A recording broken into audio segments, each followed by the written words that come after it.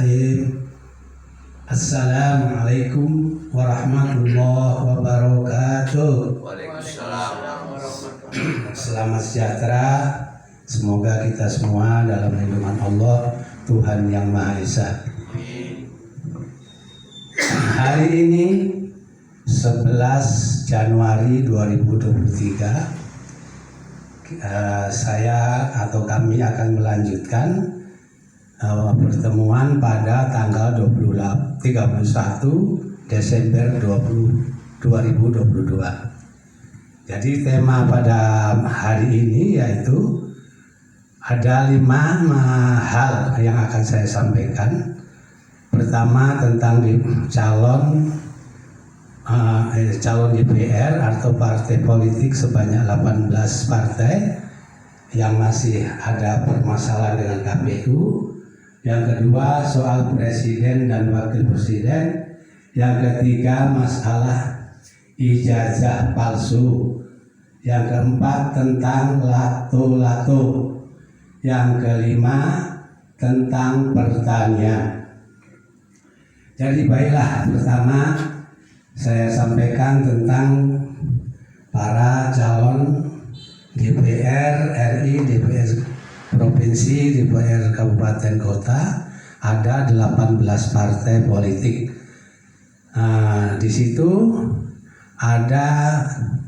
mungkin ada yang tidak sinkron antara KPU dan partai-partai politik.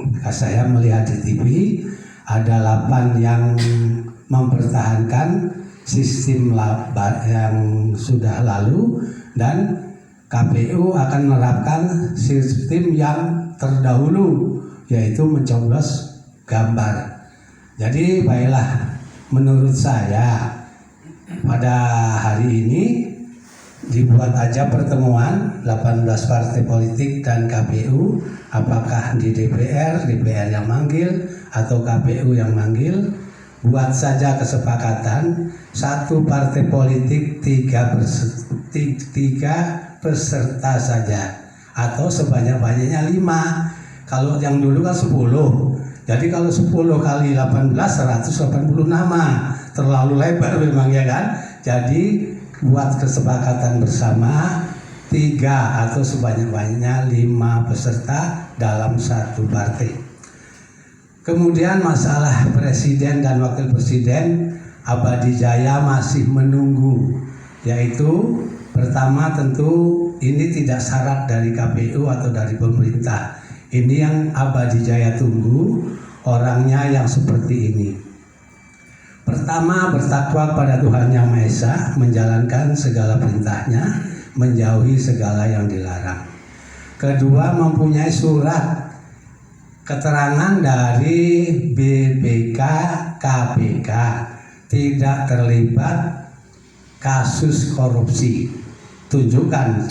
Jadi jangan udah calon nanti udah jadi presiden menang digugat masalah korupsi. Ya, jadi yang ketiga yaitu niat dan tujuan jadi presiden dan wakil presiden Republik Indonesia secara tertulis yang disahkan oleh Menkumham dan diserahkan kepada KPU. Nah, jadi secara tertulis inilah untuk jaminan masyarakat atau pemilih yang memilih nanti yang presiden yang akan datang. Karena gini masalahnya, saya pernah masalah harga naik, apa-apa naik, saya cerita dengan pendukung Pak Prabowo, cerita-cerita itulah. Dulu kan Pak Jokowi bapak yang dukung katanya. Jadi seakan-akan permasalahan itu terus berkepanjangan. Jadi kalau tertulis itu bisa dipertanggungjawabkan, tidak hanya kalau sekarang gitu ya, ngomong sana ngomong sini, kunjung sana nggak penting sama kami, yang penting tertulis. Yang ketiga yaitu tentang ijazah palsu.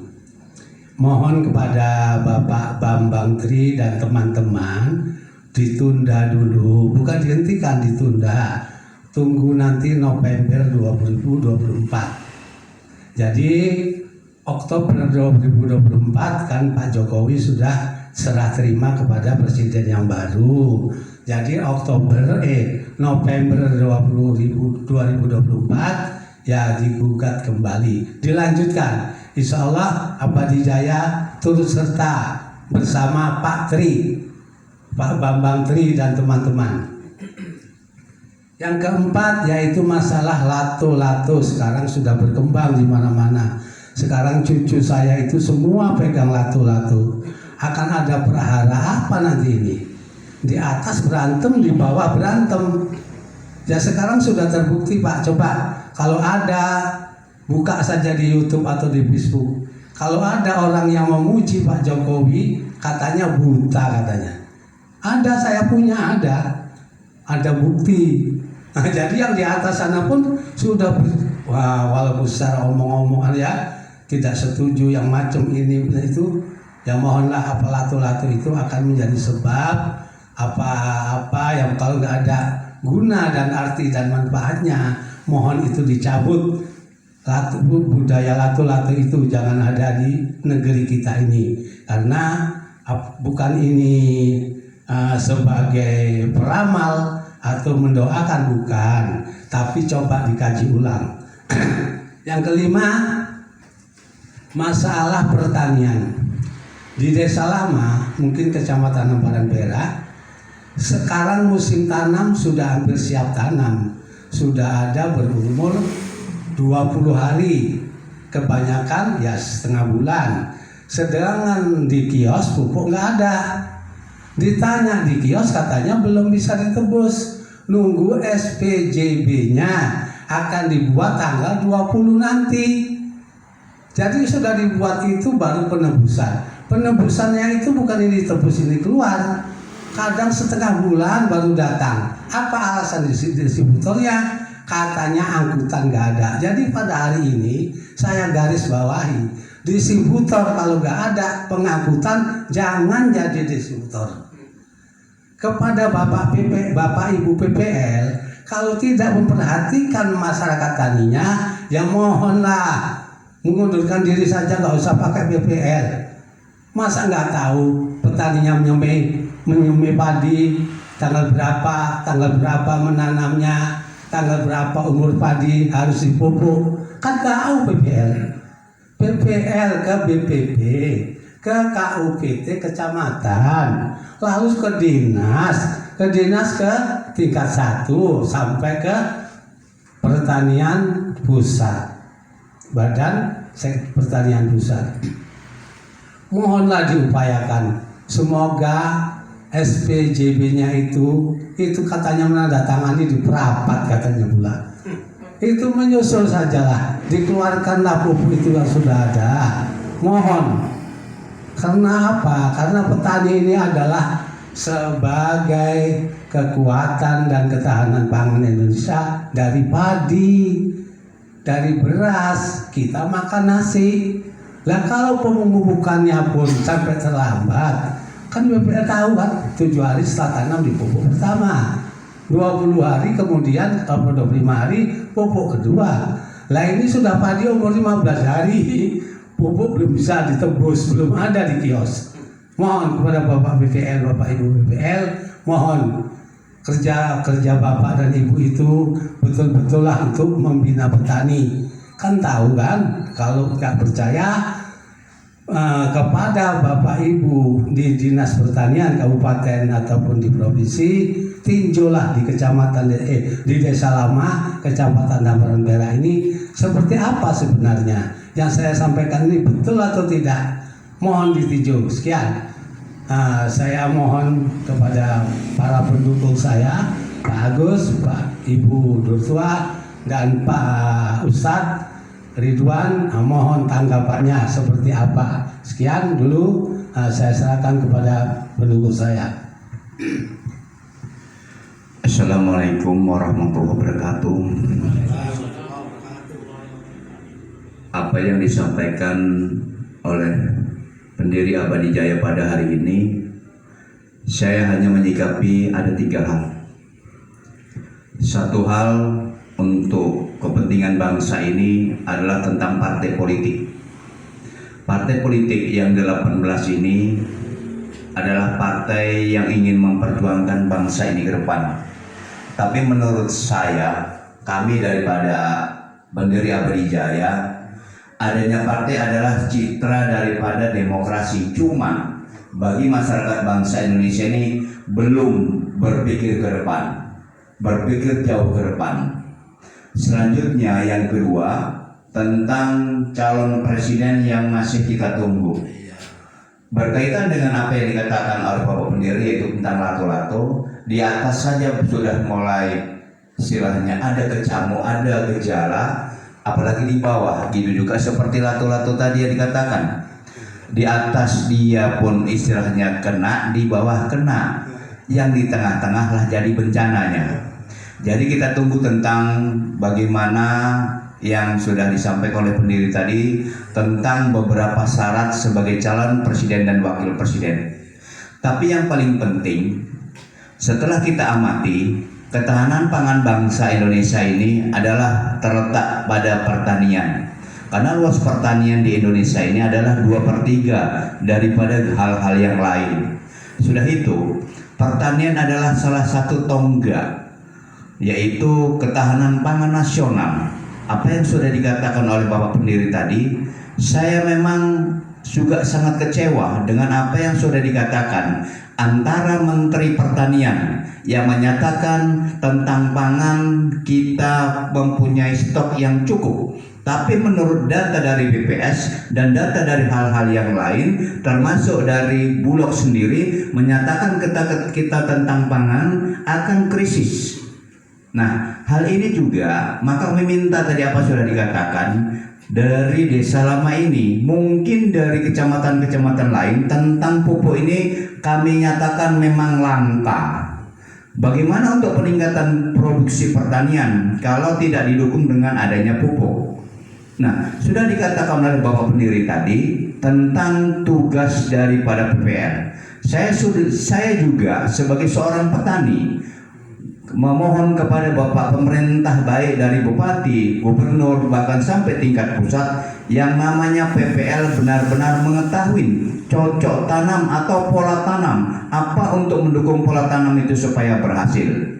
Jadi tentang pupuk saya memang sangat prihatin. Tolong diperhatikan kepada pemerintah tentang pengadaan pupuk.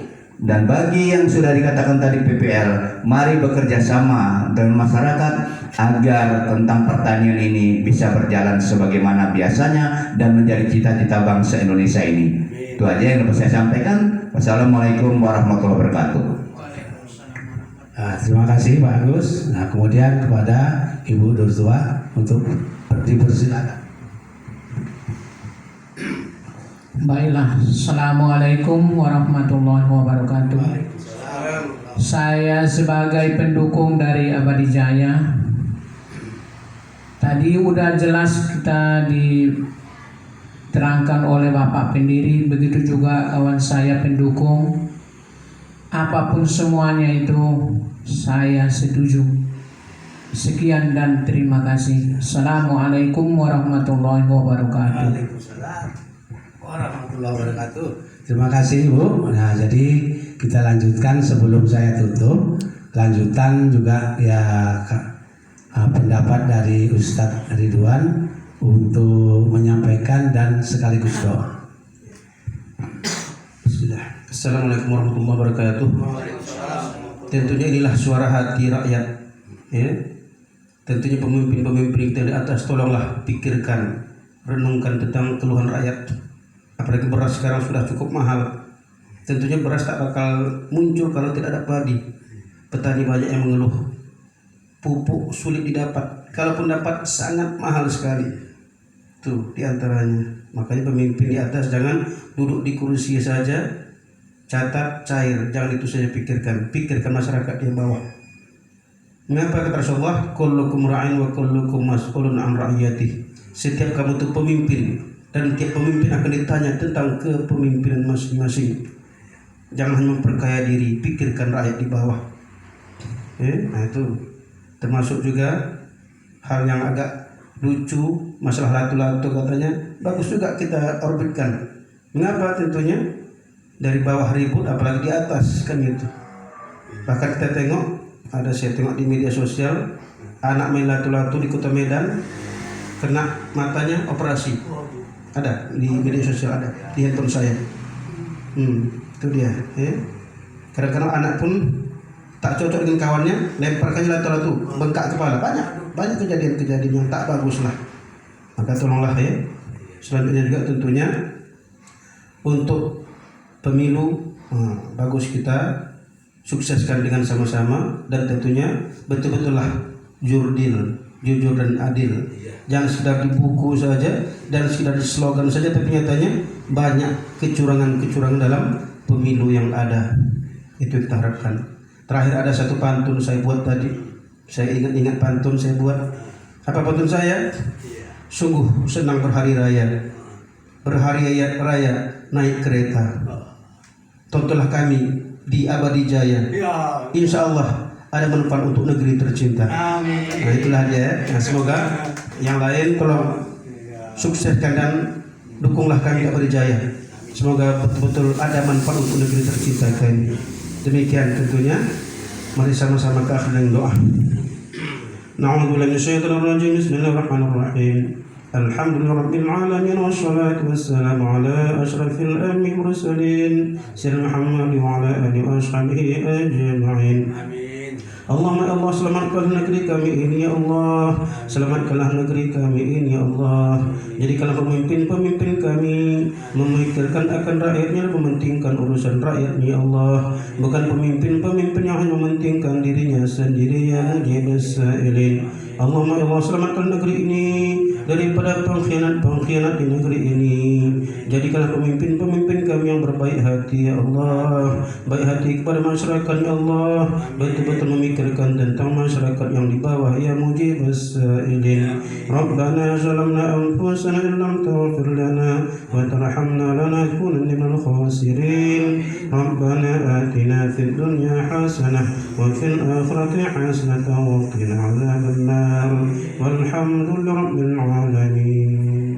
Abadi Jaya, abadi jaya, abadi. jaya. Terima kasih Ustadz dan Pak Agus, guru tua juga. Nah, di sini sebagai pengantar penutup saya sampaikan juga, saya sebagai pendiri Abadi Jaya dan mungkin nanti bekerja sama dengan para pendukung, nanti bukan calon presiden saja dan wakil presiden yang membuat pernyataan secara tertulis perjalanan bangsa ini seperti apa yang akan didapatkan masa depan nanti ini, kami juga siap untuk menulis.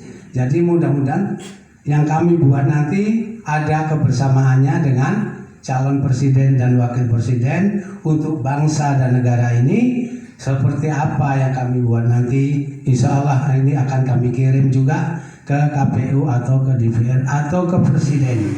Jadi masalah semua yang sudah disampaikan ini 5 hal tadi ya, semoga kepada Bapak Ibu saudara-saudaraku yang dari Sabang sampai Merauke, yang kawan di Facebook ataupun di YouTube, tolonglah ini dibagikan kepada teman-teman. Jadi dibagikan lagi kepada teman-teman ya, bagus. Nah jadi itu dibuat. Nanti setelah Anda melihat, menonton, bagikan kepada teman-teman supaya siar ini didengar sampai seluruh PPL, seluruh BPP, KUPT kecamatan dan dinas pertanian di kabupaten dan juga di provinsi dan juga sampai di pusat sana, yaitu di Kementerian Pertanian Pangan. Jadi itu sajalah yang dapat saya sampaikan. Jadi saya sebagai pendiri dan pendukung ini, niat saya dulu memang tidak menentang pemerintah, hanya memperbaiki diri, mengenang masa lalu, berbuat masa kini untuk masa depan. Jadi yang saya sampaikan ini mungkin semoga adalah manfaatnya bagi kami dan Bapak Ibu Saudara sekalian. Jadi itu saja yang dapat saya sampaikan. Lebih kurangnya saya mohon maaf. Wabillahi taufiq wal hidayah. Assalamualaikum warahmatullahi wabarakatuh. Waalaikumsalam warahmatullahi wabarakatuh.